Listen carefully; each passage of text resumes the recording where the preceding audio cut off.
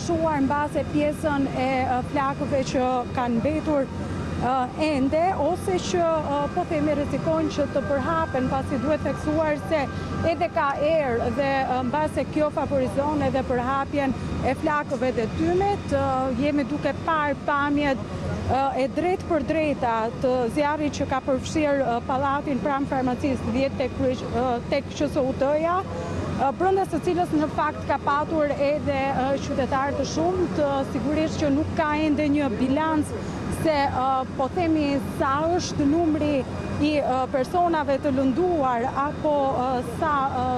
mund të jetë numri i personave të asfiksuar, megjithatë ka një shifër paraprake për 2 qytetarë dhe 2 zjarfikës që janë paraqitur në urgjencën e QSUT-s nga zjarri me shenja të asfiksisë, edhe pse kjo shifër do të mbetet për të parë nëse do të ndryshojë, sepse ne kemi qenë vetë prezent këtu kur kemi parë edhe një qytetare e cila u largua me ambulancë, ndërsa ende nuk ka një bilans, mund të themi kështu, të dëmeve që janë bërë. Në këtë moment shohim edhe një helikopter që po themi po ndërhyn me ujë për të shuar flakët, për ndihmuar edhe forcat zjarfikëse.